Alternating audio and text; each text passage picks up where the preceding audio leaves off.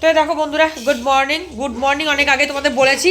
আর এই যে আমার পাপা দুষ্টামি করছে দেখো, ও পিঠে খাবে। এখন আমি মানে বানাতে গেছিলাম, অন্য কিছু হলো না, দিয়ে কটা পিঠে মানে ওকে বলছে বাবু পিঠে বানাচ্ছি আমি তোকে দেবো, তুই বস। বাটি ফাটি নিয়ে হাজির, আমাকে কিছুতেই বানাতে দিচ্ছে না কোনো মতো। 8টা হয়েছে গুনে গুনে, তোমাদের দেখাবো দাঁড়াও। হচ্ছে এখন, এই তো বসিয়েছি, হচ্ছে 8টা করেছি কোনো মতো, বলো গুনে গুনে। সে ও যা দুষ্ট, কি খাবে তুমি দেখেছো, সে কিছুতেই করতে দিচ্ছে না, বানাতে দিচ্ছে না, দাও দাও করে ব্যস্ত। তুমি কি খাবে বন্ধুকে বলো, তুমি কি খাবে, কি খাবে বলো, কি খাবে বলো, কি খাবে? পিঠে খাবে, পিঠে খাবে, কি খাবে, কি খাবে, কি খাবে বলে দাও, বলে দাও। সেই চালের গুঁড়ি রেখেছি, চালের গুঁড়ি শেষ একটুখানি হয়েছে, ওর জন্য শুধু ওর মতো করে, ও তো আর খাবে না, অতগুলো খাবে না।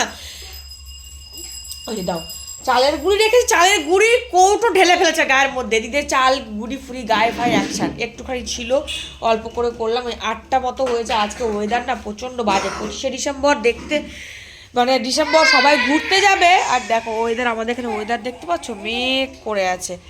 মানে তোমার ওয়েদারের অবস্থা খুব খারাপ। আমি কোন মতো, আজকে বড়দিন, আর এই দেখো এদিকে জামা কাপড়ও দিয়েছি, কিন্তু ওয়েদার খুব খারাপ, কুয়াশা মেঘ হয়ে রয়েছে।